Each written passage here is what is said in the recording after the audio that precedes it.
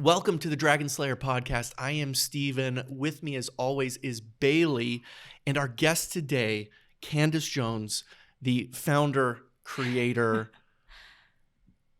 provocateur of HipSip. Yes. So nice to have you on. Thank you. Yeah, I'm excited to be here. Good. Okay, so for our listeners and viewers who don't know, tell us about HipSip. What is it? What do you guys do? It's one of my favorite companies here locally. Oh, well, thank you. I just think you guys have such great flair about what you do. We're trying. Yeah. So tell us about what it is. Okay, so HipSip is, we call it a mocktail soda bar. Yeah. And then we've kind of branched off of that to bring in waters, flavor infused, fruit infused, vitamin infused waters. And the menu just keeps kind of expanding. So now we've brought in protein drinks and, vitamin, hydration, BCAAs, collagen. We just kind of keep going from there. But the core of it is a mocktail soda bar. So just sodas with flavors and cream and fruit, boba, kind of whatever you want to add into that. I know trending on TikTok right now is the dirty soda. So it's home of the dirty soda. Well, I feel like you guys are really different from the other kind of mocktail soda bar kind of places. Because of these extra things you do, you can do a protein version, you can do collagen. I'm not sure what that does, but I'm told you should do it. Right. What does that do? What is so collagen's collagen's really good for your ligaments, joints, your eyes, your skin, your hair, nails, that kind of thing. So we use Clean Simple Eats exclusively for that protein and collagen. And I started using it outside of HipSip because of the owners of it had said that he had knee issues. Every morning he'd wake up, it would kind of take him a minute to get going. And after drinking the collagen for 14 days, he hasn't had knee problems since. So I was like, okay, because I have a bad back from a car accident when I was 18. So I was like, well, I'm going to do this. So, and it really, you'll notice a difference in just how you feel and your skin, your hair. So a lot of people really like just a scoop of collagen a day. You're good to go. What does it taste like? Anything? So we have unflavored, which you can add to any drink. It doesn't go great like if you put it in the sparkling water soda just because it's hard to mix. But we also have flavors. We have blackberry lemonade, peach mango, and then they taste good? Yeah, they actually taste really good. Okay. Yeah. Yep. You can actually mix them just in water and it tastes really good. Okay. Yeah. One of the things I love most about HipSip is you guys have the best names for your drinks. Yes. They're so I think well I'm running thought out of ideas. So take us through some of your favorite names for some of your drinks, because there's a couple that I just love. Well, our most popular one, which is funny, is the Stoner. Okay. Or the Groupie, which is the strawberry water drink. But when the menu kind of just evolved. We started with HipSip. We were laughing because I'm a 38-year-old in braces with 4 kids. I don't feel very hip, And then my business partner, she's a cute young grandma. So we're like, what are we doing calling ourselves hip? But then we're like, maybe we can kind of bridge that gap and come up with names of different trends or styles through the years. Yeah. So we try to stay up with what the current trends are or what's trending on TikTok or YouTube or whatever, is popular at the time. But our drinks, we try to come up with just different just different trends. So we've got the Groupie, the Stoner, the Beta Dad. So I'm trying to think of Skinny Beach. The Skinny Beach. I love Skinny Beach. Yep. Hiking Barbie. The Hiking Barbie. That is on the map. The Hiking Barbie. We had the Hiking Barbie in this. I saw that. Yeah, not long ago. I know. She keeps laughing. She's like, I've really tried to make a name for myself, and I never knew it would come from a drink. But people see her in public and you're the Hiking Barbie. That's right. And so. Yeah, so it's been fun to kind of come up with the drink names kind of based on what's in them. The emo has blackberry in it. It's a darker drink. Right. So, but yeah.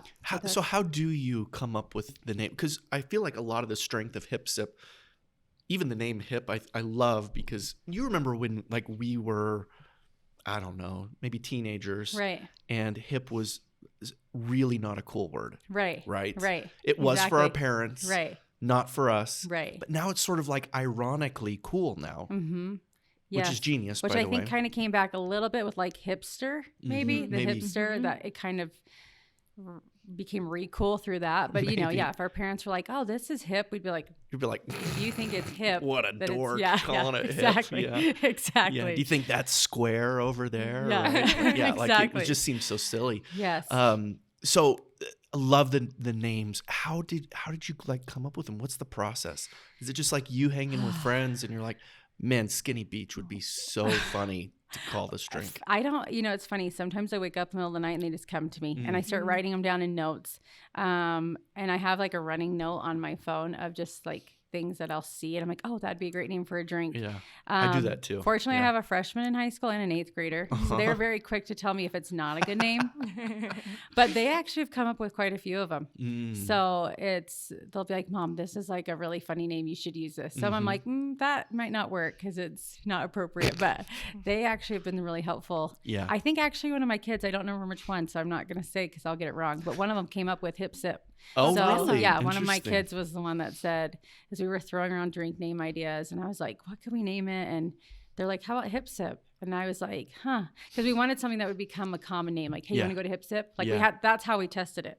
Like it was like we'd say a name and say, do you want to go to? And see if it kind of rolled off your tongue. Yeah, so. I love that. I've helped with a number of companies with like rebranding or coming up with their first brand name. And you have to have like an acid test like that, right? Where you have to. So one of the ways I do it is you have to introduce yourself as somebody from that company, right? Right. So like, oh, I'm Steven from Hip Sip. And if you feel good saying it, then maybe you got a winner. But if it doesn't roll off the tongue quite right, if it's hard to say, if you feel awkward, or like your email, like, for sure, I'm Steven at hipsip.com. And if that sounds weird or you feel like you're like, it's hip, HIP, like if you have to explain it too much, then it's a no-go. Exactly. Yeah. And so, yeah, you're dead on with that. Like just from an operational standpoint of branding and naming stuff, you got to try it. You got to have testing on it, an acid test to make sure it actually works. Even just saying like, do you want to go grab a Hip Sip? Like, could it be a brand that you go grab a Hip Sip, which just meant a drink, you know? You can even use it as like when it's really great is when you can use it as a verb. Right. Like, let's go hip sip, right? Like you can, I'm hip sipping over here, right? Exactly. Like it's really powerful when you can start to use it that way. Yes. Yeah. So and then my brother-in-law is a designer. And so he put the logo together in about 5 minutes. And so I was like, okay, well now this has to happen because the logo to me was what was the final piece that I was like, this doesn't exist yet, but it does, It's the hardest thing to like finally be okay with. Right. Exactly. Because you're just like, it's the thing I'm going to be married to forever. Right. Well, and I was nervous with the P, like with hip and sip.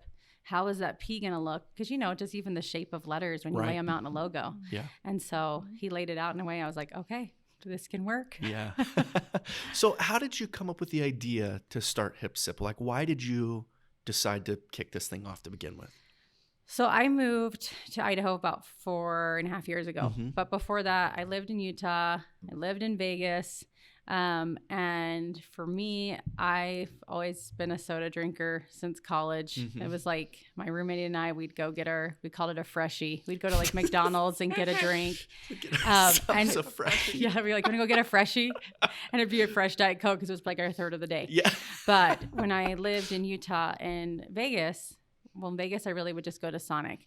But I was like a young mom. My husband was in med school. And that was like my one thing of the day that was like, I'm going to finish the laundry and I'm going to go get a drink. Go to Sonic. Or I'm going to finish doing this and then I'm going to take the kids to the park and I'm going to get a drink. And I'm going to sit and enjoy my 44-ounce drink. So it's kind of like my thing the for old myself. Route 44, Yeah, the Route 44, especially at happy hour, you know? The cherry limeade. Oh, it's so good. So good. I always did Diet Dr. Pepper with the white coconut. So good. Yum. So good. Yeah, which I think is just coconut cream. Probably. When you call it white coconut, it sounds fancy. Fancy Sonic. And so then when we would go out to visit in Utah, my husband and I would always go to Swig. We'd go to these places and we'd try to like get our fill. Like we'd probably drink way too much soda. And then I was like, I would love to open one of these one day. And we still lived back east when at the time we were doing this. We lived in Virginia too, which is where I'm from.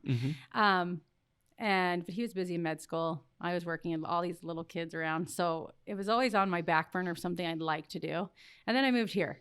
And so I got here, didn't know anyone. He was working at the hospital. And I was like back to, okay, I'm going to do this. And I don't know where I'm driving, but I can get to a soda shop. So I would go get a drink and go home and sit and enjoy my soda.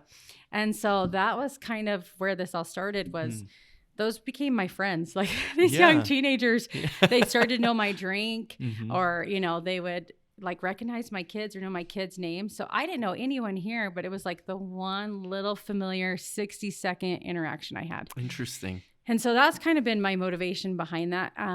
So it was less about the drink, more about the experience. And I have a long slogan for Hip Sip that I haven't put anywhere yet. But for me, my motivation was human connection through carbonation or caffeine. Love that. And the only thing filtered is our water. And that is kind of my like mission statement. So good. Behind it. And so, so that was kind of like, I'm going to start one of these and I want to maintain and preserve that experience for customers. It wasn't about, you know, growing to this crazy level or, you know, pushing out the most drinks in the area, which I think we might actually be up there now. Yeah. But it was really, that's the motivation. And I want to keep that and maintain that. And so that's really where it all started, was I wanted to create for people what I had. And I do have customers now come to me and say, you know, how it's affected them. And it kind of like stops me for a second, because I'm like, wait, that is exactly why I'm doing this. You know, we have a grandma who we handwrite on the cups. We didn't go to the sticker system, which a lot have done, which takes a little bit longer, but people like handwriting. They do. They like it. And there's this one lady who comes and she has saved all of her cups. So she has in her pantry like 100 cups that she's like cut down to save the messages, because when she gets lonely, she reads them. Oh my goodness. And I'm like, you know what? That is why we're doing this. It's incredible. Well, so I've gotten drinks at your place before, and I've also been able to stand behind the line and watch people work, which has been cool too. Yeah. But yeah, that's the thing about it, is you go and they like you. Right. They're friendly. It's fun. They draw little pictures on your cup and write you little, you know, I don't know. It's almost like a fortune cookie on your cup, just a little bit. Yes. It's a fun experience. But it's not like over the top. There's some places that you can go to that you're just like, okay, you need to tone it down a little. Right. You probably all know the place I'm thinking about. Yeah, I sure do. But it's really fun, but it's comfortable at the same time, and like familial almost at the same time. I appreciate that. Yeah, and we have such good staff. Like, great staff. I like that we're a bigger location, not like a shed or tiny little shop, because I can go in there and I sometimes just stand back and watch. I mean, they've memorized so many people drinks. Like they just know all of them. And that to me, it's just so impressive to see how much they're invested in their customers, you know, and the relationships that they've built. I mean, they go out to dinner with customers. There's customers that bring them birthday presents. And I'm like, this is such a cool thing to be a part of, you know? It really is. Well, and when that day I went and stood behind the line and watched them work, you also get to see the customers coming through the drive-through window and to see the look on their faces. It's, I don't want to say it's weird, but they're all like smiling and happy, and it's that maybe 60-second interaction where you're like, uplifting. You're like, and you know, and obviously we have more than just young moms, but you're like, some of these people, this is the only adult conversation they get the entire day, you know, and so we've kind of trained our employees, get to know your customers, because some of them there a couple times a day, you know, and it's easy to get to know them, but I don't want them asking questions that they could ask the next car. So that's kind of our rule of thumb. If you want to engage whatever you're comfortable doing. And some of them aren't comfortable engaging at first, but if you feel like you can ask the same car the next question, like, what are you doing today? Maybe don't ask that question, you know, get to know them. Did they get a haircut? Are their kids in a soccer uniform? Where do they play soccer? Really take the time to, you know, have those conversations, because it goes a long way. You know, I know firsthand it goes a long way. Right. Yeah. So do you train the staff on like how to interact with them, or is it just like an environment that they just know? They just know how to behave? I think initially when we opened, we did some training just to kind of avoid those more robotic interactions. Yeah. But I think as we've now hired more people, and we still have a lot of our original employees, we're almost a year in now. It's almost been open a year. Yeah. That the new employees kind of mimic the behavior of our older employees. Yeah. And so that's the training. So it's very organic. You know, they're learning when they're on window, they kind of watch the other person, and then they get their own relationships, or, hey, come meet this customer. This is one of my favorites. And then already that relationship starts for the new employee. So it's been very organic in how that's developed, which has been nice. Yeah, that's really great. I've always said that if you have to like train employees on every little thing to do, then you're probably missing some foundational pieces for just like maybe you hired poorly, maybe leadership isn't doing a good job of setting the right kind of example. Right. But if you have those, like you hired the right people, you have the right kinds of examples in place, you almost don't need to train them on. Right. You just need to like teach them the recipe for how to make the thing. But other than that, they know what to do. Right. And I think we've tried to create our own like little family within there. Yeah. And so my goal is that every employee, when they come to work, they're comfortable. We don't have a dress code. I want them to represent themselves. But just to come in and just feel like they're at home and they have some pride in their work, and that, if they make a mistake, it's fine. Yeah, sure. And so I think you learn best in that type of setting, so that they're not coming in like, oh my gosh, am I going to mess up today? Or I didn't memorize these. We try to get them to learn the drinks, but I'm like, hey, guess what? I made the menu. I still look up at that board. Right. Yeah. I second guess myself when I'm helping make drinks. So, it's been really good though, and really fun to watch them come into their own. One of my favorite employees, I shouldn't say he's one of my favorite to watch develop though. When we first opened, I told him, I said, you look like you were going to throw up. I mean, he couldn't even look out the window. Now he's so talkative that we're like, hey, we got to keep moving, but that has been really, really cool to see him just gain that confidence inside Hip Sip. Yeah. He moved here right before we opened from Blackfoot and didn't know anyone. And this is his little home. I mean, people, they know him, they look for him, they ask where he is. It's been really neat to see.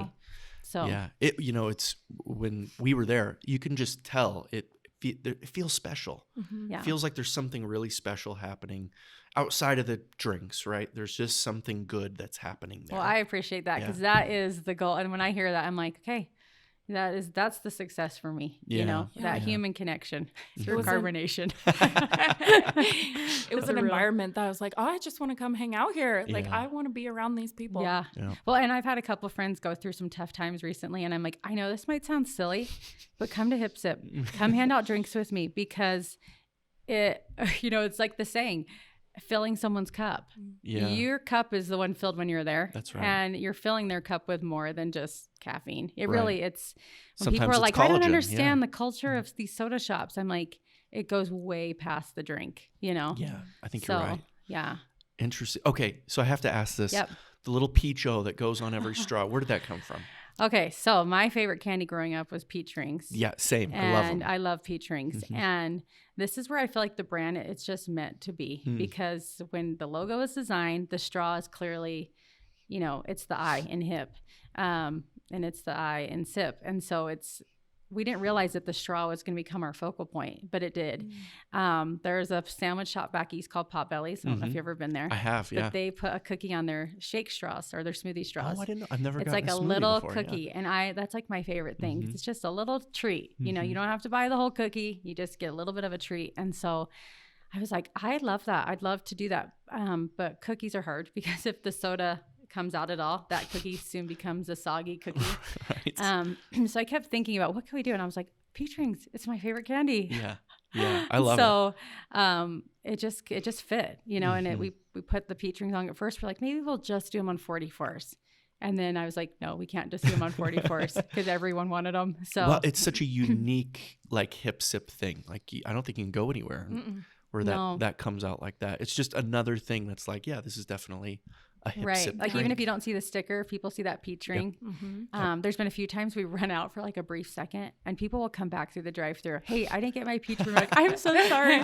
They'll be here in like 10 minutes. So yeah, it's definitely become a big part of our brand. And that's the thing too, is opening a soda shop felt a little bit silly because you're like, okay, there's other soda shops. Are we, trying something that's already done, And so really trying to create our own brand that wasn't like a copy and paste has been a challenge, but a good challenge. It's been I think fun. it's shown too, right? Like all of them feel a little like carbon copies of each other, but Yeah. yours feels different. Oh, I appreciate that. Yeah, so I think you nailed it on that for sure. Thank you. What do you feel like was the biggest challenge that you had in getting like HipSip off the ground and going? East Idaho Credit Union offers business accounts that will fit your needs. We have dividend earning checking accounts and high yield savings accounts, like our brand new Velocity Money Market that earns up to 2%. Check us out at eastidahocu.org/business. What do you feel like was the biggest challenge that you had in getting like HipSip off the ground and going? I think finding a location. We actually had the brand ready to go for about a year and a half before we launched.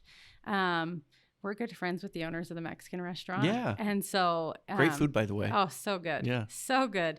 And they have an interesting story, too. So we've really got to know them well. And so when we heard that spot was opening up, we jumped on it. So like the next day. And then they're like, well... can you be open in 6 weeks? And I'm like, sure. So literally it was taking that cute logo and making it this huge operation in 6 weeks. So but finding a location was hard. We knew we wanted to be in a building. We wanted to make sure we had, plumbing and things where we could have filters on our water. Sure. Cause that's tricky. And had we set up differently, I think I would have been more overwhelmed, but it's really nice to have those filters on our water and be able to really control that, because that's why the drinks taste good. Right. So without those, it's really hard to control the flavor and the taste and consistency of your product. Yeah. So. Those, I think it's a Coca-Cola machine. What do you call it? Like the freestyle one where it's like a touch screen. Oh, you see yes. in some restaurants. Yes. We installed one at a company that I worked at years ago when they were still kind of newer. Right. And they showed up to install it, and the tech was like, hey, you have to have like this really specific water filtration, reverse osmosis system to do this. And we were like, what are you talking about? And you just like hook it up to water. And they're like, well, you can, but Coke will not let you do that because they have a standard for their flavors, and they're not going to let you use one of their machines if it doesn't have the right kind of water hooked to it. Yeah. Yeah, you'll be calling service a lot if you try that. Yeah, you're like, oh, this tastes weird. Right. So, yeah, and you can almost, it really has to be the perfect balance, which this was like over my head, because I'm like, I can do advertising and design, science and math. I'm like, not as interested. But it is interesting, because if you over filter it, then the flavors can't bind to the water, and then it's kind of like a flat soda, or it doesn't. So it's like you have to have that perfect ratio. So we played with that a little bit, but... yeah, I mean, that was important, but finding a location, and even right now, we'd love to open a few more. We want to be strategic about it. We don't want to overgrow and lose, that special culture we have. But even right now, just finding the right second or third location, it's tricky. It's really tricky. Yeah. Okay, so where are you looking? West Side for sure. Okay. Nice. We've had a lot of requests for Rigby. Shelley. We've had we've really had requests pretty much all over Idaho. Sure, I've had a few requests in Utah. Interesting. Even down in St. George. I'm like, really? St. George? We're Swigas? But people are like, no, we need this. We need this. So, and I'm from back east. So all of my family's like, can you just open one here? Open one there? I'm like, you guys can. Yeah, I'll franchise it out to you if you want to do it. Yeah, exactly. Yeah, interesting. Okay, so I want to go back in time, because this HipSip thing is really, really cool, but I want to understand what made you, because you actually have a pretty brilliant marketing branding mind. Well, thank you. That I don't actually see a lot of. I want to know, how did you become you? Okay. So let's go back in time a little bit here. Tell us about like your first job, where you came from, and how did you end up doing HipSip? Okay. So I'm like, the story of Candace. Yeah. So I want everything, grew up back every east. last detail. Oh gosh, yes. I grew up back east, right outside of DC. Yeah. I went to George Mason University, which is in Fairfax, Virginia. And while I was in college, I worked pretty much full time. My dad called me a piranha. Okay. Because I was like, I'm going to do this. I'm going to go to school and learn it, but I'm going to work it at the same time. So I got a job in DC. I used to take the metro. I was how old at the time? I was in college, I guess, then. So 19, 20, I was working it's called the Alliance of Aging Research, doing PR kind of as an intern. I was up on Capitol Hill promoting stem cell research. Pretty much whatever they told me to do, I was doing it. So I knew I loved PR. I loved advertising. So that's kind of where it started. I graduated from college, and the day I graduated, I skipped graduation to start my new job. So I worked at a company called AKQA doing advertising, and that was in Georgetown, right there in DC. So we had clients like Xbox, U.S. Postal Service, ESPN, which I learned a lot about football, which my college friends guy friends were like, wow, that's awesome. This is amazing. So did you study advertising or marketing in college? Yeah. Then? So my background's public relations and advertising. So that's what I graduated in. And then I had an opportunity to go work and do advertising for Sundance Film Festival in Salt Lake. Cool. So I was like, okay. So I packed up my 2-door Honda Accord and I drove across the country in the dead of winter with my best friend. And I was like, what am I doing? And started working in Salt Lake doing that. And so I did the film festival advertising, and then I helped do all the advertising and PR for the water districts in Utah. Oh, very exciting stuff. Yeah. And that was really, it's interesting because working at an ad firm, it was like learning things that I didn't have a ton of interest in. Yeah. But I was, when you're writing the press release, you have to be the expert on it. Yeah. It's really. Yeah. So that was a challenge, You're right. Agency work is actually extraordinarily challenging. It is, yes. Because you do have to, you don't care about this particular thing. Right. Doesn't make any difference to you, but you have to go in, you have to learn it as well as anybody. Then you have to be able to articulate why it's great. Right. When even the people who work there full-time can't. Right. It's really an interesting and job. being able to switch gears. Yeah, that's right. I was down in Kennecott wearing a hard hat, and then I'd come out and I was doing jewelry for O.C. Tanner. And so it's like you literally would feel your brain be like, okay, shifting those gears. Yeah, it's great for people who have ADD. Yes. A great Which great is role. myself. Yeah, same. Yeah. Yeah. So, and then after that, I got married. My husband, he went to the University of Utah. And so we got married. I had 2 little kids pretty quick, but I wasn't done working. So he was in school. And so I started working for a women's health organization full-time from home, which was also a little crazy. I'd be nursing babies, talking to Dr. Oz. I'm like, what am I doing? If only they could see who they're talking to right now, But was like, could you turn on the camera on this Zoom call? Nope, I can't. Fortunately, we didn't have a lot of that still then. That's right. Watching my 3-year-old one time fell down the stairs while I was on a call, and I'm like, oh my gosh, trying to play it cool and answer the questions and muting it because he's screaming. I was like, this is a lot. Have you seen the interview that they did? I think it was the BBC or something. They were interviewing this scientist who was in his home office. And so they cut to the scientist and he's talking about this topic, millions of viewers, and his child, his toddler, opens the door and runs in. And then his wife runs in behind him and grabs him. That was kind of my life. Yeah. But I feel like I have one speed and my brain likes to be busy. Yeah. I've done all sorts of things. Then after that, I'm trying to think, where did I go after that? I worked full-time helping in a law firm from home. And so, it's always trying to use my brain, advertising, challenging my brain, learning different topics. And meanwhile, my husband was in med school through all of this. Yeah. Med school and residency. So he was basically like a cardboard cutout, Right, yeah.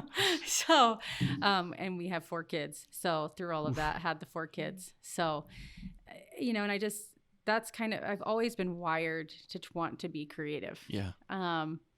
It's always in my head. Sometimes I'm like, I'm not super artistic, but creative. There's a little bit of a difference. Yeah, I know I can come up with the ideas if you can draw them. That's Andrea in my relationship mostly. Yes. Oh yeah, she's great. I was kind of giving her some ideas. I'm like, wow, you really executed what's in my mind. This is fantastic. So yeah, that's really is my background has always been wired this way, and I think it's just or now having found especially my niche that is my passion. Yeah. I'm obviously have always enjoyed soda, but just that human connection. I love to network with people. I love feeling like if someone needs something, I know someone in that field. Like I pride myself on that. That's probably the hardest thing about moving for me, is being like, wait, I don't have like my internal Rolodex down yet, but that's always been my background, is just, and it's funny. My dad's a home builder, and my mom was always like, you're a lot like your dad, because I could like see things before they were done. Yeah. He could walk me into a completely gutted house, tell me what products are going, and I'm like, oh, this is going to look awesome. And my head would literally turn because I could see it done. Yeah. And so I think that's kind of where my brain comes from with that. But, coupling my like that interest or, talent, whatever you want to call it, with now something that I truly am passionate about. And it's just made it very like, again, organic to just create it, it's just, I feel like it's just something, we were talking about Steve Jobs. I feel like he created a product we didn't know we need, but we can't live without. Right. And I feel like for me, that's Hip Sip. It's something that we need, especially here locally. It's always fun to have new stuff. Right. And now I feel like it's something like, if it were to go away, will people notice? Yes. And that's kind of where, that motivation is, I think, a little bit. Yeah. How did you because you've done a bunch of agency work, you've worked for a lot of places.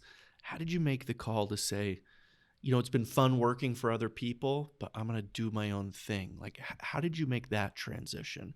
Because that's one that a lot of people, like, they have the thing that they want to do, but that transition is daunting and scary. It's scary, for sure. How did you do it? What kind of advice would you give to somebody thinking about that? So I think also going kind of back to my dad, he did that. He worked for Xerox, and then he worked for a different home builder. And I remember watching my parents talk about him starting his own company. And I remember thinking, like, are we going to be homeless? Like, what's, like literally it was like, I only heard enough for it to be really scary. Was that something your mom asked them? Well, I think she probably did. And it was like, he had to like take out a loan against our house and different things to get this business going. But he knew it was never a question of if it was going to work. And so I think I kind of watched him do that. It was like, no, I'm going to do this and it's going to work and it's going to be successful. And it was. And so I don't think I ever had a lot of that fear. Yeah. Good role model there. Right. And there were definitely moments where I could tell, like, okay, we might be homeless, but he was like, it just meant work harder. Right. It was never giving up. Giving up would have been the failure, but there was always a way to make it work. Yeah. And so I think I've kind of been taught that way is, if you really, want to start something, start it, and just don't let failure be an option. It just means you have to work harder, right? Or change your route a little bit, but you don't have to give up. And of course, it always takes money to start. But even now, I feel like you can be creative. You can find a way to either get funding for it or have, people invest in it so that you can still create what, the product or the company that you're looking to do. Right. So I don't think I really had much of that fear because my dad, it was just kind of like, nope, this is going to happen. And I'm going to be the biggest home builder in Northern Virginia, And so, and then also my business partner, Tiffany, who's not here, she is super good at just being like, no, let's just do it. And if it doesn't work, it doesn't work. And I was kind of like, but what if, she's like, what if it doesn't work? Well, and she just has a really good attitude like that. So having her kind of as a crutch to go through probably the harder steps of the more tedious steps of setting it up was really, really nice, because things that maybe would have scared me or made me think twice, like, do I really want to take this much time to do this? There wasn't an option. We were already doing it. She was already getting all the paperwork in and it was done. And so I was like, okay, I guess we're doing this. We have a 5-year contract with Coke. So we're either drinking a lot of soda or we're doing this, So, but that's probably, it's scary, but it doesn't have to be. Yeah. It can, and I think if I were like talking to anyone wanting to start a business, all of the setup stuff, you don't understand it at first if you've never done it. Yeah. So it's an easy way to say, I don't know what I'm doing. It's too scary. I'm not going to do it. Right. Yeah. But now that I've done it, I can just talk about it very, casually. And so I've learned it. Yep. Right. So it's not that you can't do it or it's too overwhelming or too over your head. It's just something you have to learn. And then once you learn it, you can set up 10 businesses if you really want to. Right. Yeah. So well, there's a reason you have like serial entrepreneurs, is because they like learn the skill of starting businesses, and you're like, that was really fun. And they just do it over and over and over again. Exactly. Yeah. It's interesting. You hit on something that I really like a lot. And it's something that I've told people for years, and that failure is not real unless you give up. Right. Exactly. That's the only point in which you actually failed, is when you gave up on something.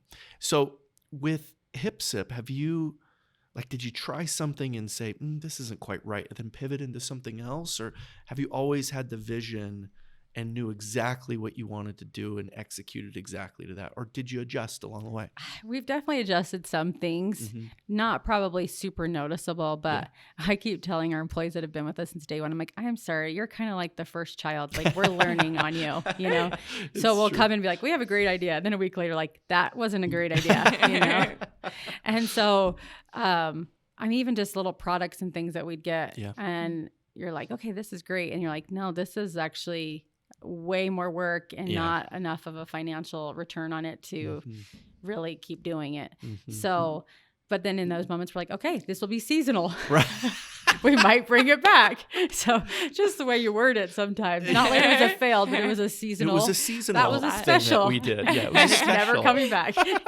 So limited time only. Yeah. But our poor first employees, I like tell them, I'm like, thanks for being patient with us, because we both have a little ADD. And, with creativity, it's like sometimes I'm like, no, I have to do this right now. I am sorry, but this before I lose it. Yeah. Right. Yep. And it's like, I promise you, this is relevant today. I don't know if it's going to be relevant tomorrow. We have to do this drink today. Just like we did these vitamin infused waters, Mr. Positive and the variant, right when COVID hit really hard here after Christmas.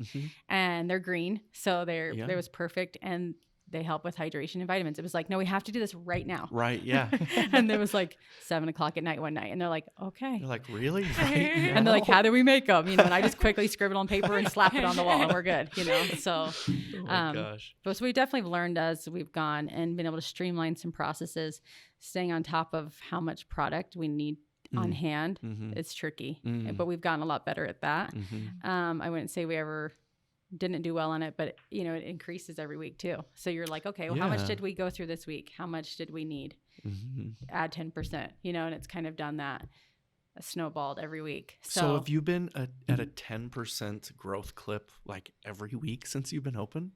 Pretty That's close to that. Unreal. It's crazy. Yeah, that is beyond crazy. Yeah. Yes, it's really been, it's been amazing. We grew way faster than we would have expected. But it's not a bad problem to have. People would kill for that problem. Right, exactly. Yeah. And we had people tell us, this is open in the winter. Or fall, winter. This is a great time. Soda shops are slow. Just be prepared. Don't overstaff. It's going to be slow. And then we started, we're like, is this slow? Is this slow? Yeah. Summer's going to be insane. Yes. And then the owners of the Mexican restaurant were like, this is really busy. So even just dealing with some different tenants that don't love our line sometimes. Figure out how to do like DoorDash and then pick up orders. It's just been, keeping everyone happy. So you made this one point that I think is really worthwhile to really dive into a little bit, especially, if we have young entrepreneurs or people in our audience that are curious about how to do kind of what you've done, how to model it. You talked about a behavior where you would pick something and you'd go full bore at it, and then you'd say, "Oh, it's seasonal," right? Or this was wrong, right? Right. Like, how do you say my baby's really ugly here, and I've got to change it, and I've got to cut it aggressively? We use Square for our point of sale, and they have an awesome system where it tracks things by the hour or product sales or your top items every day. So that's been really, really helpful because we can see when items are doing well, when items aren't doing well, if our costs are right, they have it all laid out for us. We can compare it to a month ago, a week ago, and really, or even just by the hour. So that's been the biggest tool in really evaluating those products and those numbers and making sure that we're, on target with where we should be and providing, products for our customers that they want at the right time of day, and so paying attention to if we want to send a text blast out with a special, what time of day do people want to get those? Yeah. Our research is showing that people get kind of bombarded with those in the morning. When they get off work, it's kind of like a little gift to say, here's a coupon, go get yourself a drink. So we're learning as we go those type of things, and using that point of sale system has been huge to really do the research for us. We just have to take a few minutes to look at it. It's all on our phones, it's on the app. We have all of our employees have access to it as well. So they can be there like, hey, this drink's not doing great. Do you want to run a special? I mean, and we've told them, be hands-on that way. Send it, because I'm in there quite a bit, but if I'm not, I'll say, send me a text if you're like, hey, we need to get this product out or they're going to expire, right. Run a special. I would rather do that than let something go to waste. Sure, of course. So that's been huge, is using those systems. Have you ever been looking at like the product lineup and said, this one is really not doing well, but I feel like an emotional attach. I really liked the name we came up with this. And do you struggle like letting go on it? I don't know if I've ever actually let go of the ones I really like. Okay, well, there's your answer, I guess. Yes, we've brought some products in sometime from like outside, sources. And I've been super excited about those because even just maybe their mission statement or why they do what they do. And it wasn't that customers didn't like it, but when it comes down to people come for a drink. Yeah. Sometimes a cookie too. That's more just a convenience type thing. So it's hard sometimes when I'm like, I've really networked with someone else and I'm excited to, branch together and do this or, team up. And then it's like, our customers weren't crazy about it. Yeah. That's probably the harder thing for me because it's almost like a little bit of a mini breakup, right? It's like I really like you and I love your product, but I can't control the masses. But it's just not working. Yeah. Right, exactly. So that's probably the harder is when it has a person behind the product. Yeah. I can break up with products pretty easily, but it's when it's another business and I know their mission statement about why they are doing what they're doing. I don't like those breakups. Yeah, those are a little harder. Yeah, those are a little bit harder. So at what point would you, like just for you, specifically for Hip Sip, would you say this isn't performing, it's time to evaluate if I'm going to cut it or not? For a product? Yeah. Well, we've learned, that's tricky because what we notice even just with like our healthy drink menu, just even collagen, it takes some time for people to get behind it, to try it, especially because everyone's a creature of habit. Right. They won't even steer much from their drink. So if we see something that's maybe not performing as well or people aren't, gravitating towards, sometimes we'll do like free samples of it. Let them try it, and you're training your audience a little bit. Right. Like you can still order your drink. I realize you want your drink, but try this one too, know? So then they're not like, well, that was a waste of a trip to Hip Sip. I didn't get my drink and I'm not loving this one. Yeah, sure. So, and then once we do things like that, if we have something that's just not catching on, then we would probably pull it, even if it's just the flavors. Like because for example, we have our different collagen flavors. If one or two of them take off more than the other, we'll probably pull back on the other ones just because why store all of that, know? But that's probably, I want to really like educate and get things in front of the customers and in their hand before I say, they didn't really like it. Cause I know even myself, I make the same drink every time I'm there. Yeah. And I'm like, I could really sample whatever I want. Why do I do that? And then sometimes I'll try something and be pleasantly surprised that I like it. So allowing customers to do that without it breaking the pocketbook of here, try 10 drinks, Yeah. So it's worth it to me to let them try something. And they're like, wow, that's really good. Yeah. I've been shocked how many people come and aren't drinking soda anymore because they're like, I drink your waters. They're like, I get the water drink now. I never thought I could stop drinking Diet Coke. And now I'm drinking the groupie every day. Yeah, so that's been really neat too. Yeah, that's amazing actually. Okay, I've got this question and there's a long setup for it. So stay with me. Okay, I can do that. So there's this story that I was told many, many years ago. I guess there was this fella from the South who was a pilot in the Air Force during the Korean War. Okay. And he kind of got this reputation in the war for being the guy that always came back, right? Whole squadron's destroyed except he's the guy coming back. Maybe the plane's full of bullet holes, but he's always back. Right. So he gets this reputation. War ends, goes back home, and he decides that he's going to open like a chicken restaurant, like a franchisee of a chicken restaurant down there.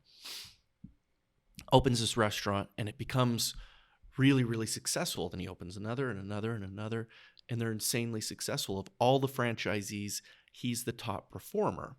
And so they keep asking him to come and like present at their what do you call it? Like conference for all the franchisees to give the secret. Right. And he says no for a long time, but finally he's like, okay, I'll come and do it. So he shows up to the conference. And he says to all the other franchisees, he's like, look, I flew in the war. And I realized that that plane in the cockpit, it had all these different dials and gauges and meters that told me all kinds of different things. And I realized that I really needed to pay close attention to like 3 of them. Mm-hmm. And those 3 were the reason that I came home every time, right? That was how I became successful doing that. And he said, when you're running one of these restaurants, first of all, I go to every restaurant every day, and I walk in the front door and I go straight to the bathroom and I look at the state of the bathroom. Mm-hmm. And that gives me a really good indicator of how that manager is running that store. And he said, that's one of my gauges for running these restaurants. And then he's like, but I'm not going to tell you the rest. And so my question for you is, what are the gauges that you always look at that make sure that HipSip is headed the direction you want it to go? I'm like, not the bathroom. No. No, there's actually, that's interesting. First is the employees. I feel like I have a personal relationship with all of them. I can tell when they're having an off day. I can tell if they are getting kind of burned out. So probably similar is, I'm only as good, HipSip is only as good as our employees that are in there. Mm. And they are the ones making those human connections that is, fulfilling my goal, our mission statement. So being aware of them, interacting with them, checking in with them. I have sit-down meetings with our employees and say, are your hours what you want them to be? Are they too much? Are they too little? Mm. What hours do you want to do? Do you want different? Do you want to do something more with HipSip? Mm. I imagine they're deeply appreciative of that, by the way. I hope so. Because that's not a common practice for, I think, most places. And it's kind of informal. I think because I have a personal relationship with them, it doesn't have to be this sit down Tuesday at noon. Yeah. I can just be like, hey, come chat with me a second. Mm-hmm. And they know that's not like they're in trouble. I'm probably a huge pushover. They're never in trouble. Yeah. But I want them to have pride in HipSip. Mm-hmm. I don't want them to just be this, robot ringing things up, hanging out the window, because getting to know them, I know they have a lot of talents, and letting them kind of play with that at HipSip. I have one that's for his senior project. He wants to do like the vinyl heat press, like clothing. Yeah. And so I bought a heat press, and he is going, I said, and I can even give you a budget, go to the DI, find some fun stuff to customize, sure, make it a project, like find a way to make HipSip work in your life. And so that would probably be, that's a long answer, but that's probably the first one, is really, it's fantastic. Having that personal relationship with my employees. I take it personal if they were upset or if they felt like they needed to make an excuse to not come into work. I told them, like, I take that personal. I don't want you to ever feel like you have to be dishonest with me. Yeah. If you're not feeling it today, send me a text. I'll figure it out. I'll even go in, I want them to be comfortable. Yeah. And so really having that relationship's important. Yeah. And then, probably I'm like trying to think of what would be another gauge. Honestly, too, just the cleanliness. Yeah. Everything's always sticky. Sure, yeah. But we try to keep the stickiness down. But I have had more than one employee say, oh my gosh, I work so much better in here when it's clean. Sure. Yeah. Keeping it organized so that they can find what they need. Because in those moments when you're like, we're out of 44-ounce cups, knowing where they are to grab another box. Mm-hmm. And it is nice to be back there when it's clean. I mean, it's going to be a little bit sticky, but you can tell when it's mass chaos back there. And it looks like a frat party just happened. You're like, okay, we got to regroup here a little bit. Cups everywhere. Yeah. And it just makes it a more comfortable environment. And I feel like all of that radiates out our window. Yeah. Whatever we have inside, if it radiates out those windows. Wow. That's actually a really deep kind of sentiment that I think you can apply to a lot of things. It is. Well, and then I constantly go back to filling the cup. Mm-hmm. And that to me is always in my head. How are we filling the cup? Are we filling it with the right product? Are we filling the cup, hypothetically and making people feel a part of HipSip? Or did they just get handed cups and left? I'm like, well, that was a weird experience, So that to me is another really important factor. Yeah. Is there enough ice in the cup? That's important. That cup really is important. Just, there's a lot of worth to that cup. Yeah. And so, and it means a lot to people, absolutely. They're taking it to work. They're sitting it on their desk. And if you're going to have HipSip on your cup on your desk, I want to make sure it's right. And I want to make sure it's a good experience. So really focusing on the cup, both, hypothetically and really making sure it's right. I hate when I leave a place with a wrong drink. There's nothing worse than driving off, taking a sip like, this isn't my drink. It's very true. Yeah, right? Very, very true. So amazing. Those are fantastic, by the way. Thanks. I think excellent advice for anybody. I want to ask about this too. So I was over there and I made my own custom drink. Okay. It was very bad. Pepto-Bismol. It did look like Pepto-Bismol by the time it was done. How do you design one of these things? Like, how do you create a recipe? Because I clearly do not have the talent for that. And your staff was so nice, by the way. I'm like, what if I put this in there? And they're like, okay. I don't know, but no, they're really, a lot of them have suggestions. I've kind of learned the flavors a little bit. Mm-hmm. And it might sound cheesy, but a lot of these drinks, I'm like, no, it's just supposed to be a drink. Yeah. And I am just the facilitator of creating it, because some of these, I don't know how we came up with them. Even the hiking Barbie. I'm not kidding. Jenna, 30 seconds came up with that drink on her way out to a celebration of life for someone. Does she get like a royalty for that, by the way? Yes, she does. Yes. She does. Even just the fame of knowing she's the hiking Barbie. I would tease her about it. But we do try a lot of drinks. And I'm like, wow, I really thought that was going to be good. And it's weird, you know? Yeah. Mine was lumpy and it was not good. Yeah. Well, I'm like curious, what was in that drink? I can't remember. He put a lot, too much. I think what I did is I just went through the line and I put everything in that I like, all in the same drink. Yeah. Yeah, that I think that's work. what. Plus sprinkles. Oh yeah, I did put sprinkles. Yeah. She tried to talk you out of that. I thought they would look good. Yeah. Well, and even just knowing like your base, like that's, and I've had to learn, you know, and again, this is something I tell our employees, feel free to experiment. If you have some downtime, don't be like, oh, I'm not supposed to use product. Because if people come and say, I love Mountain Dew, what do you suggest in it? Yeah. If they're like, well, I've never drank anything here, so I don't know. That does nothing for me. I will say, and every time I go to a restaurant, I always ask the waiter or waitress, like, what do you recommend? What's good? And when they say one of two things, oh, it's all good, it makes me crazy when they say that. Yep. Or when they say, oh, I don't know, I don't really eat here.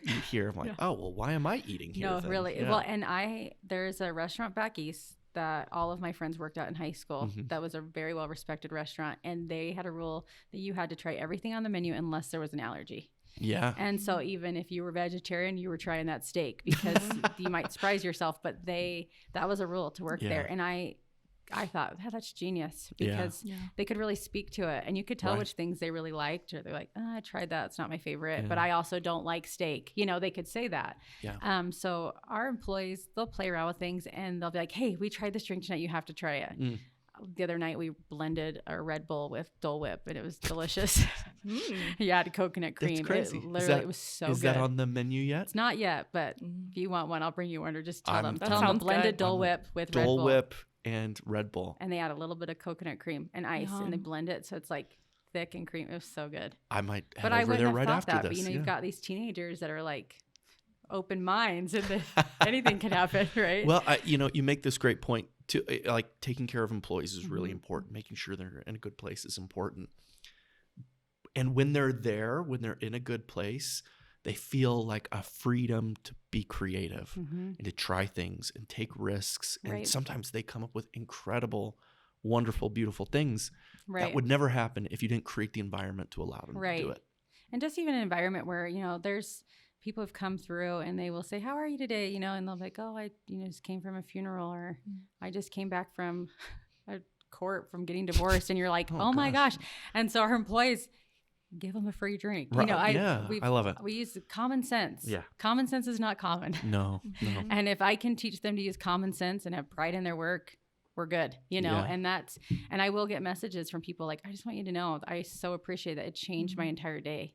And if I had a rule that they couldn't do that doesn't do anything for our business, you know? Yeah. So, letting them have pride in it and showing up, and again, what are they putting out that window? It's not just a cup. That's right. Yeah. And people pick up on it. They sure do. That energy is real. So yeah.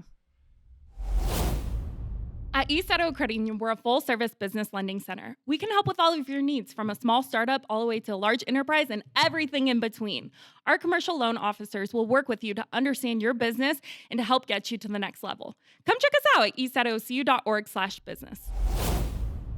I want to go back to something that we kind of talked about a little bit earlier that we sort of kind of danced around, but I think you have so much background and knowledge about advertising that I'd love to tap into. For sure. I feel like this is the thing that a lot of entrepreneurs, first-time business owners actually really struggle with, because they probably don't come from an advertising background. Maybe they know their product really well. Like, you know, they're a fantastic woodworker that knows how to make chairs, and they want to sell their chairs across the world, but they have no idea how to actually do that. Mm-hmm. So take your like immense background in advertising and condense it to like an entrepreneur's toolkit. What are the couple of pieces of advice that you would tell somebody, this is what you absolutely have to do in your marketing and your advertising to make your business get a little bit of traction? Social media, number one, which actually I feel like is interesting too, because I graduated just as Facebook was becoming a thing. I was still on MySpace, you know? And Same. So I remember my friend being like, hey, get on Facebook. You just need your college email address. And I'm like, okay, you know, this is the professional MySpace. And so my background and training in a college setting was not in social media. Right. So there were no social media classes. None. And so it was all paid advertising at that point. So if someone was hesitant, like, I can't do this, even though my background is in marketing, my training is not in social media. Right. So I feel like anyone can learn that if you invest the time. There are so many tools on social media where people will give you snippets of information, teach you tricks. There's so many apps where you can be just a person with an iPhone and really create great content. So not be scared with it, but get very familiar with social media. I think that has put HipSip on the map, is social media. I agree. Because we were like, is our signage good enough? You know, and it's like, well, people know where it is. You know, they've learned where it is. So social media to me is the number one. That's Instagram, Reels, TikTok. And there's so many free ways to get in front of people. It's crazy, actually. And that's, and people like that. Because, you know, that was kind of the original definition of PR, public relations, was advertising that people trusted. Well, people don't like paid advertising. Like anytime I'm on a social media platform and I see promoted or sponsored or whatever, I immediately am like, no, I'm not interested. You're like, they may not actually be promoting that product. That's a script. Well, right? And I know that, you know, money exchanged hands to make this happen, and I just don't like how inorganic it really feels. As a consumer of that content, I don't like how it feels. So I would say, you know, but even before social media, looking at your brand, before you launch, look at your brand colors, see if they represent you, see if they represent your product. I mean, even just down to our menu in comparison to other soda shops, we wanted the names to be a theme because I would sometimes go to a soda shop, be like, I can't remember what my drink name is called here, and I don't want to look like I'm cheating, you know? And so it was like, you know, you're at HipSip if you're ordering a drink that is a trend or a style. You know, it's not going to have just some random generic name. You kind of know, oh yeah, this is the one where it is called, you know, I'm trying to think of the name of one of our drinks off the top of my head, you know, like the Girly Girl or something like that. So really looking at your brand before you launch, because then it's a little tricky once you do launch to kind of pull back on that. And if it means hiring someone to help or getting an intern from, you know, a local college or high school, if you just need someone to hold your hand through it, that's totally fine. That tricky thing, I think, with starting a business is you're really watching your funds. So if it's not something that you do and you're not comfortable with, it can get expensive. It can get very, very expensive to hire all of that out. So look at maybe first, what do we really need? You know, do we need a website right now? Sometimes you just need a landing page. You're right. You know, and so put money into the things you need. Really good signage if that's what, you know, if you're in a place where you have a presence. But if it's just your office and in your home and no one comes to it, maybe hold off on the big sign on your wall, right? So I think kind of prioritizing those and then using those to set goals. Right now we're going to order new menu boards for outside. we're almost a year in. Just even needing new menu boards is exciting, Sure. So using those marketing tools as also like checkpoints and goals for your business, I think can be huge. Yeah. Making sure that you're in line with, okay, do we need a menu board still? Are people coming here? That would be important to figure out. And then just really getting to know your audience, both on, I think, a wide scale, social media base, but then in person. Be present at your business, be expected. I don't think starting any business is going to be passive income. I think a lot of them, you need to be present, show maybe eventually. Yeah. But I think if you get into your business and you invest time and you invest money, you're going to get the most out of it because you're going to learn it, Yeah. So taking the time to do that from I think it's like so backing up a little bit, I had to learn the very basics of soda down to the diameter of a straw. Okay. Yeah, so sure. From a marketing standpoint, had I not learned that, I maybe wouldn't have been focusing on the straw so much. You know what I mean? Yeah. So you take the time to learn your business. What's the product down to the lid, the straw, these things. Naturally, your creativity might be a little bit more sparked because you're an expert on it. Yeah. It's hard to come up with something creatively if you don't know much about it. Yeah, true. So you really have to get invested and learn that way, I think, as well. But social media is where it is right now. Well, one of the things that I've always talked about, like one of the gauges I look at is really simply cost per impression, right? Like how much did that set of eyeballs cost me? And social media is one of the most cost-effective ways. Right. So if you do it the right way, right? You create a piece of viral content, you get 1.5 million views on something that cost you nothing. Right. Your cost per impression is unbelievably good, right? Right. And so I think like having good content really, really matters a lot. I've always said they all work, right? Right. Every medium works. Right. As long as it provides value appropriate for the people who are consuming it. Right. So a lot of people think like, oh, I need a billboard. Well, maybe. Right. Right. But what kind of value are you creating for your audience through that billboard, through that medium? And there's ways to do it, certainly. Right. But people think, oh, I just put my name and my product and people will come. Well, they probably won't.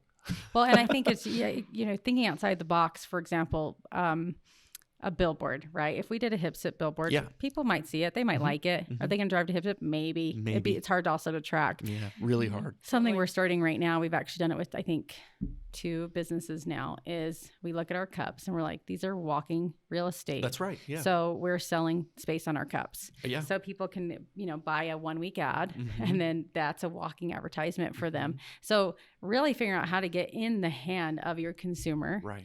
And some of that is just really just paying attention, but for example, watching social media. What are other people doing? There's nothing wrong with looking up competitors or other local businesses and seeing what they're doing. Yeah. And just say, okay, that worked. And people are comfortable with it because they've already done it. So they'll do it with me too. So spending time on those platforms to see if it really hits your audience is huge too. Yeah. So not just logging into TikTok, like, okay, I just made a video. Watching TikTok for a few hours is hugely beneficial and entertaining. It really There's is. very creative people, but you learn a lot and you learn different styles and you learn, okay, that one got a ton of views. That's what we should be doing right now. Right, so it makes it easy, I feel like things are dumbed down for us a little bit, which is nice. So you don't have to have a degree in marketing. I don't think you do either. And you don't have to hire someone necessarily who has a degree in marketing. You can, but if the budget's not there, dive in a little bit, download a few apps, ask people what apps they like to use and what's been, easy for them to use. And that's huge. I think the key is to just really be curious and be open to like saying, I don't know. Let me just find out. Right. I think you're right. Like you mentioned, they didn't have any social media classes when we were in school. And we learned all that stuff later on the fly as it was coming to life. And you start to learn as you become a student of those platforms. What I put on Facebook and Instagram and TikTok are all wildly different. Right. Because they're for wildly different audiences and there's different styles of content for each one of those platforms. And that just comes with being curious and being open to being a student of those things. Right. I mean, essentially we're all students of it right now, and it's free education. That's right. Totally. So you can take as many classes as you want, many credits, hours, whatever you want. and you can play around with it. If it doesn't work, you can delete it. You can archive it. You know, how often in life right now do we get to hide something that didn't work for us? Yeah, you not know? often. Yeah. Just kids got great little buttons, just delete that.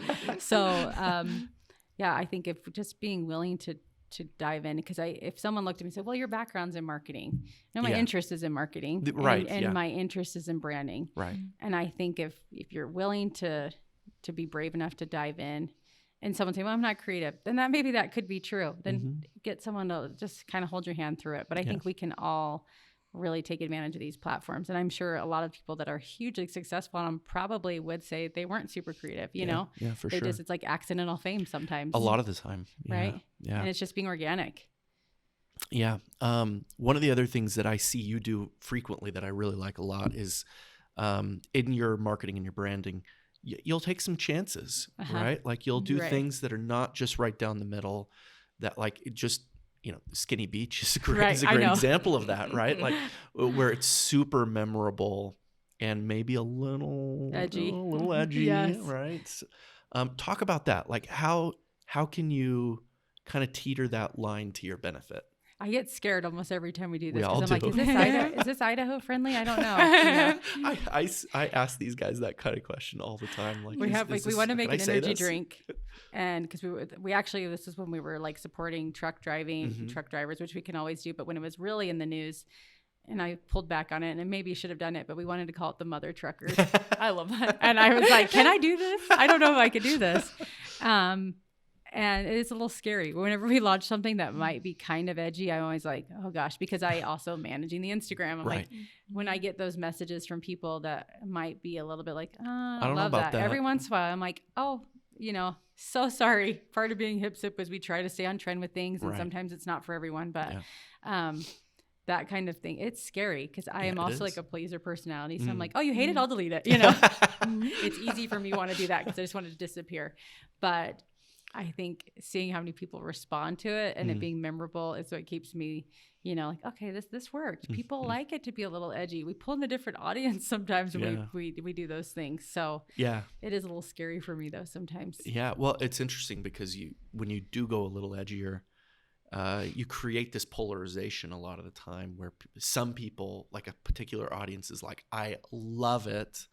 I will only ever go to them ever again. Right. And then you have the other extreme where people are like, I hate this. I'll never come back. Yeah. And sometimes that's okay. Like sometimes it's actually like a market segmentation strategy that works really well. But it is always scary. I'm not from Idaho originally either. Yeah. And so I'm always asking people like, is this too far? Is this okay? Right. And my CEO is really funny. I'll come up to him if I have any idea that I think is borderline.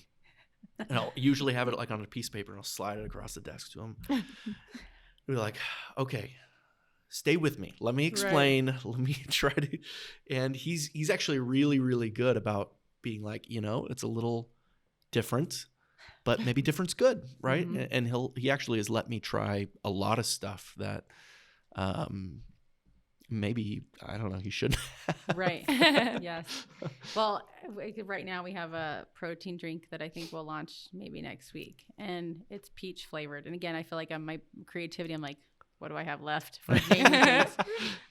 And I hang out with, 14, 15-year-old boys all the time. It's like, I'm like, my maturity level's going down. But the name of it will be Side Peach.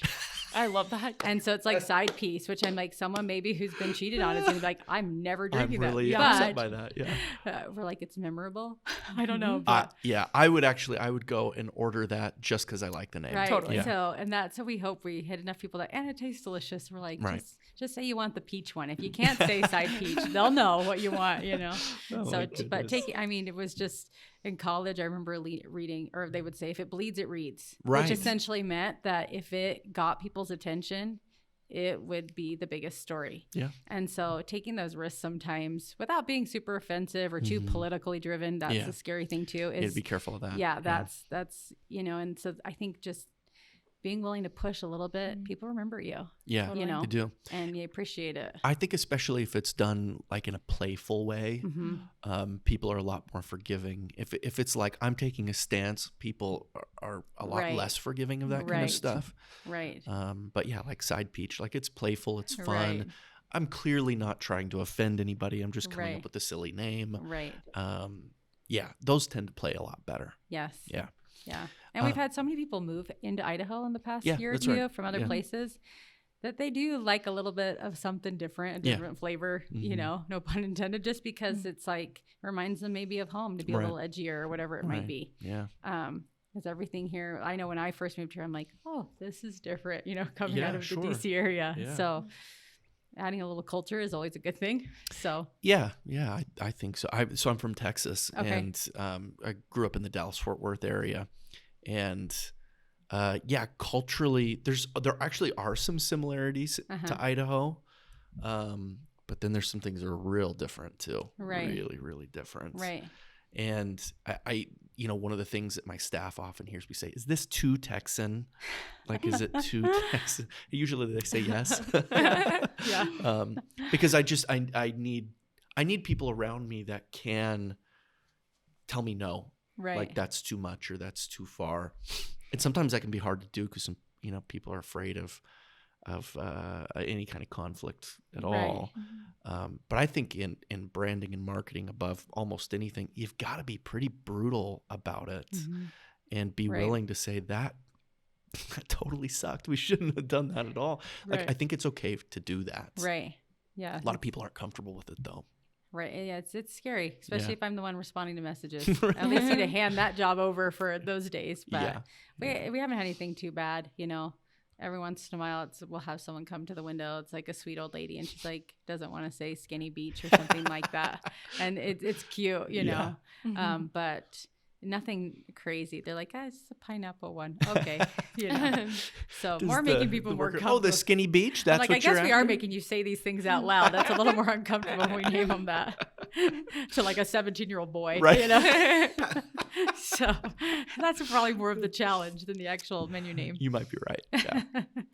Okay, so tell us about the future. Where do you see Hip Sip going in the next 3, 5, 10 years? What do you have in mind? So I feel like we're at this point right now where we're feeling the need to grow. Yeah. We don't want to grow so fast. I think in comparison to other businesses that we feel like, okay, they're losing a little traction. They're exploding, but you got to have staff. So I see growth both in Idaho and outside of Idaho, with intention, growth with intention. I would love to see this become what Swig was to me. I mean, it's like the OG soda shop. Right. You say Swig, people know exactly what it is. So I in the next couple, I would obviously start local. We've thrown around the idea of franchising. I don't love franchising because I feel like you lose a little traction there. Yeah, a little control, yeah. So I would be probably, we're thinking we're more open to licensing it versus franchising it if we do anything. It's hard. This is like my baby. So it's like handing it over and being like, are you sure you know what you're doing? You know, it's like writing those instructions for your baby and hoping someone does it right. And they don't mess up your brand. Right. Yeah. So we see growth, but with intention and trying to figure out how to do that so that we don't stretch ourselves too thin. I mean, again, you think we opened this right when like supply and was like not possible. Right. I mean, there was moments where it was like, oh, you can't get cups. Oh, okay, that's great. I feel like that's going to be a problem. Shop. So also making sure things like that settle down before we overgrow. Yeah. Because I'd hate to have a soda shop and no cups, you know, or no straws, which we've had moments like that. And it's scary. Interesting. Yeah. Do you just let people come and get underneath the little fountain? I know. Thing? You're like, well, today's special is no straws. You know? It's bring your own cup day. And we were running all over Idaho to different stores getting things. And so I'm excited to see where it goes, though. Yeah. And we've talked about different shops having different colors so that you kind of know what side of town they got it on, and expanding that way a little bit with that. So my brain is like a million ideas, which is why I have this running note on my phone. But I don't want to miss the opportunity to grow because I feel that right now. I'm like, okay, it's like ready to launch, you know. But I'm excited to see where it goes because I do think it has potential to get big. So yeah, incredible. Yeah. I'll probably have to delegate a few things out though. You probably will. I'll be like, who does the Instagram? Who does hiring? That's what you do. So, like, we're a $50 million company. I do love and you're that still doing Tiffany- Instagram? Tiffany's always like, I'm back office. I'm like, thank you. Because that's like the bill paying, the payroll. I'm like, Yeah. I don't even want to touch the numbers. I don't stuff. even want to You look sit at back it. there. Yeah. I'll sit up here. We're just doing fine like that. So I love it. Bailey, what questions did I forget to ask? I have a fun one. Yes. If you won the lottery today, $10 million, what are you doing tomorrow? But nothing boring. You Yeah. can't be like, oh, I'm going to invest it in like government bonds. just Like, you like can't world do that. peace. No. Yeah. Okay, let's see. I feel like on a personal level, I'd be going on a trip somewhere. Okay. All right. I'm gonna have to ask the question. I'm Okay. flying to Bora Bora. Bora Bora. Okay, Yes. I want to ask this about travel. Okay? Yes. I've asked this to a lot of people, and the answers are always very telling. If you could choose between an all-expense-paid trip to Europe, don't laugh, or the moon, which do you choose? I would go to Europe, and my husband would go to the moon. We would be traveling Every separately. time. Every single time. Yes. You're correct with that answer, by the way. He would Yeah. be like all over the moon. Like that would be his dream come true. And I'd have zero interest in going to the moon. I don't know that I understand this. This has been an interesting phenomenon to discover. Basically, every lady I've asked, with a couple of exceptions, says, oh, Europe. I wouldn't even. And the flip side with men. Men are always like, oh, the moon, for sure. Not to say that my husband doesn't feel like he has responsibility with our life, but I think the moon would feel like such a pain to get to because it's like, what about the kids? What if I die? Who's taking care of the dogs? I won't have any Wi-Fi. I can't communicate. I can't talk to people at HipSip. Like it would just feel literally like Mother's out of this perspective. You don't have to stay there for 6 months. I know. We went on a cruise though, and even that was uncomfortable because I was like, I'm in the middle of the ocean. I have no service, and I feel very detached from my life. My umbilical cord was I've done that overstretched. before. I was gone for like a week and a half. Yeah, And it's not comfortable. you just worried the whole time. Yes, Yeah. and you're like, everything's probably on fire. Yeah. You just picture horrible things. And then I came back, and sure enough, Phones they are were. ruined. Yeah. Yeah. So, Yeah. yeah. That was for over a week, like you said. It only takes 3 days to get to the moon, so it's even shorter. See? Yeah. See, I know. not bad. 3 days of like just feeling disconnected though. And then I get there like, wow, I'm really far away because I'm actually at the moon. But my husband would be all over it because he would know I'd be holding down the fort here. That's right. Yeah, I wouldn't even thought about it that way. That's probably my biggest thing. That's the hardest thing for me even to get away is just so much work to leave right now. I'm in that stage of life where it's like I've got a freshman, 8th grade, 4th grade, and kindergarten, and 3 dogs and a business. And then so it seems just like a lot of work to leave. Yeah. I'm like, Yeah, I'll just it stay here is. and drink caffeine. We're good. I'll be in the back. That's right. That's yeah. where I hide. Oh, but Okay, so sorry, trip to good. Bora Bora, yes. and then what? Because that's not hardly even a dent. I would in do that like 10 the million. boring stuff, but responsible of like putting money aside for my Boo, kids. That's skip. like boring. Skip. Pimp out my Bronco. I have a Bronco. There you go. Yeah, pimp my Bronco. New out even Bronco, more. old Bronco. I have a new Bronco. It's beautiful. Okay. Thank you. I Is love it out that here? so much. It is. Yeah, Okay. I love that I'll have car. to take a look. But I'd probably do some fun stuff to it just for fun. Yeah. But then I think I would just blow HipSip up. I'd be like, hey, this is the money to just launch right now. I'd give everyone a raise. We'd be like opening places at the beach. I think because I think it could go there. It's just, for sure. takes money. Totally. Takes money sure to do it. does, So yeah. but I think that would be really fun. I genuinely love it. And I could do it all day. I have to like turn my brain off, shut my computer because I could sit there. And that's how I know I'm doing the right thing. Yeah. I think that's when you know. Yeah. When you have to tell yourself, like, set a timer, Yeah. turn it off. It's never daunting for me to do anything with HipSip, Yeah. which is really a cool feeling. That's incredible. That's how you know you're in the right field. Like when you're ready to plug back into HipSip, are you like, do you feel excited? You're I like, do. oh, finally, I get to get back to this. Yeah. And I don't get me wrong. I love being with my kids. Well, But sometimes I'm like, okay, go to yeah. bed. I really want to get on my computer. And that's like a cool thing. It's like and even just they do it with me. It's so cool. That is cool. Yeah. My 8th grader, he's funny. He's like, he's not quick to give compliments. He's sweet, but he's like an old man, we always say. And he was like, Mom, it's really cool. Like I walk around the school and like teachers have HipSip cups and I like see them in the trash can. I'm like, my mom did that. Like that's such a That is cool cool. feeling, That is So neat. Yeah. sometimes I feel like I'm neglecting them, but then when I hear that, I'm like, no, they're learning very quickly how you can take something and make it real. And it's so cool. So This is a common issue that I think a lot of entrepreneurs have where it takes a lot of effort to do something extraordinary. Like it really does. A lot of time, a lot of effort, a lot of nights on the computer figuring things out, and it's on your mind constantly. That's why you have the running note on your phone, right? Because it's constantly on your mind. And they always feel like this level of guilt around, am I not giving enough time to my family, to my kids, to my spouse, to whoever? And particularly with kids, and I have children too, and they've watched me work a lot. They've watched me go out of town a lot. They've watched me stay at the office late, go to board meetings over the weekend or late at night or whatever. And one of my responsibilities is to teach them to be awesome, right? To teach them to go out and do incredible things.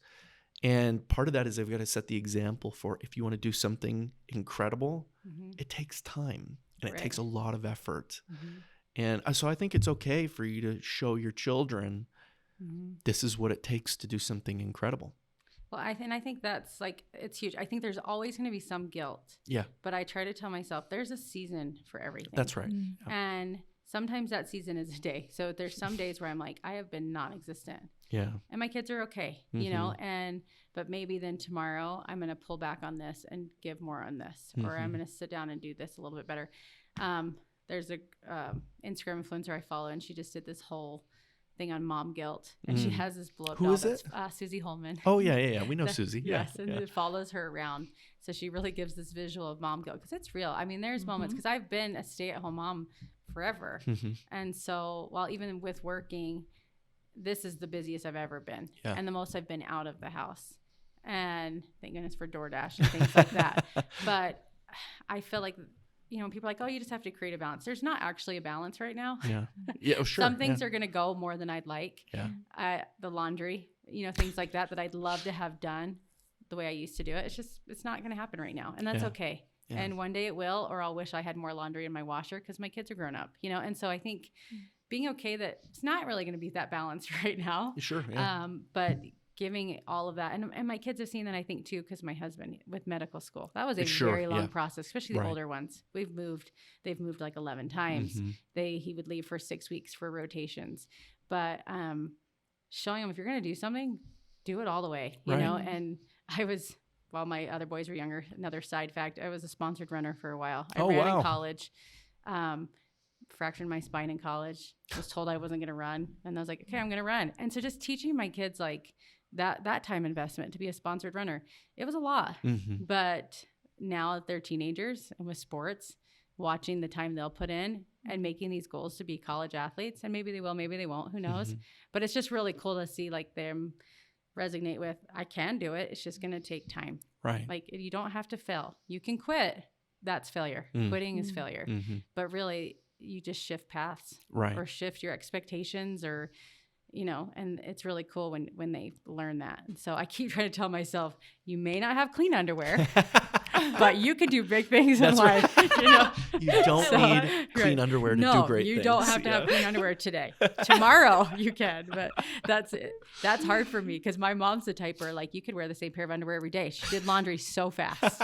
So sometimes I'm like, oh my gosh, I am not good at this, but I know that they're watching. Yeah. They're watching everything. You know, my 5-year-old shared it, it was like the show and tell.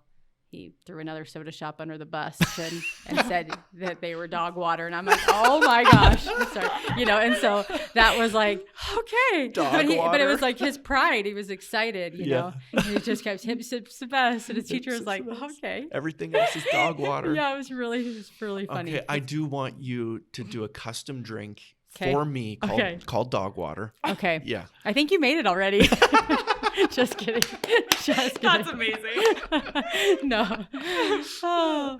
I'm going to roll through there today and say, I'd like a large dog water. Yeah. Please. Compliments of Bodie. That's my 5-year-old. Yeah. I know. It's so funny. That is hilarious. But it's cool to see them watching and learning, just knowing there's just not a balance right now. When I watch other people talk about just create about, no, there's no balance right now. It's just a season. You know, and we've talked about this on this podcast before, actually, where like, again, to do something extraordinary, it takes extraordinary effort. Right. And like when you went to college, your life was way out of balance, skewed towards school. When your husband was, Right. studying to be a doctor, he was way out of balance for that. What you're looking for is a balanced life, Right. as opposed to a balanced like day, maybe. Right. Yeah. It's like I would like to look at it as it's not really a balance. It's a balancing act. Yeah, well, There's that's a an lot interesting of way to think elements it too. of my life. They're all important. And each day, sometimes each hour, something will have more, presence in my life. And learning to be okay with that and lean into that. And I think it makes you better in those other parts. So it's a balancing act. It's like I picture this pendulum and you're constantly trying to find that weight and really figure out where you have to redistribute to kind of get that balance. Right. But it's not going to be the same every day. Not if you're doing it the way that's going to be overall successful for all parts. Correct. My older boys, they needed me a lot 14 years ago. They don't need me as much now in the way that I was giving to them. Yeah. And I just naturally shifted. Now it's more talking. It's not so much with my hands as it is my heart and my mind. And that was a balancing act, getting to that point, So being okay with that and just leaning into it and just being kind to yourself through those, Yeah. Sometimes the pendulum's off. It's okay. Well, and it's not only okay, it's necessary. Right. Right. It's necessary to do these sorts of things. Like when you first had your children and your life was way out of balance then as well, just heavily skewed towards your kids, right? Right. And so I don't think life is designed to be perfectly in balance all the time. No. I just don't think it's even possible, really. It's just being aware of what parts of your life need your attention. That's right. Yeah.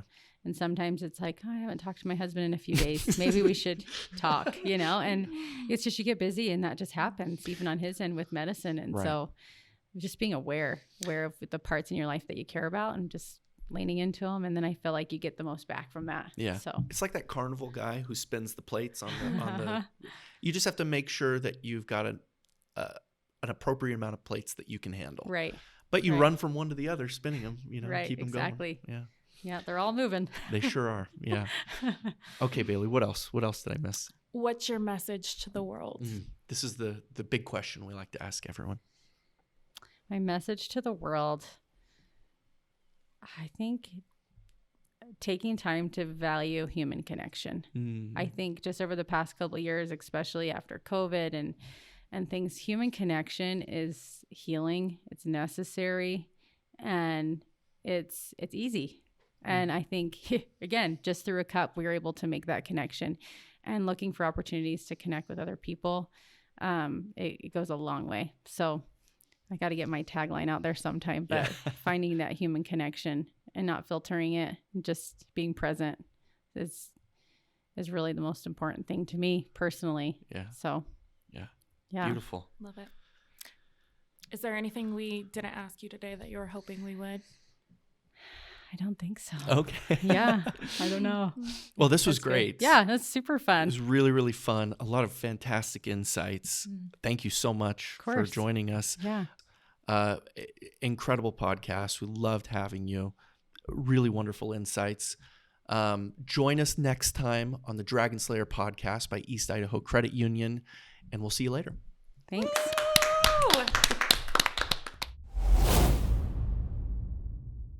Also, you guys have the best nugget ice. Do we? Yeah. I think it's because of our water being filtered. When you said that, it like clicked in my head because I've always wondered this because I consider myself like a nugget ice connoisseur. And I like try and It's true. Just come grab it. It's true. People like, do you sell it? I'm like, I hand it out the window if you want it. Should totally sell it. I go through like Chick-fil-A every week and I buy bags of ice. So I would totally come and buy it. We've talked about it. Yeah. Be amazing. I mean, do you have nugget ice in there right now? I totally do. Yeah. We go through that ice machine makes 1,200 pounds of ice a day. Dang. We usually go through most of it. Wow. That's a lot. Crazy. That is crazy. Yeah. So we have a second ice machine to set up, and then we've talked about selling it once we have that one set up. And then put a really cool name on your ice bag. And I know, like Vanilla Ice. I love it. They just start, it's like the ADD, they're like word vomit ideas. Oh, I know. Yeah. Yeah. And then I was like, Ice Baby. Yeah, I was thinking that too. That's where it must be. Yeah. Yes. Yeah. Maybe that's what we'll do.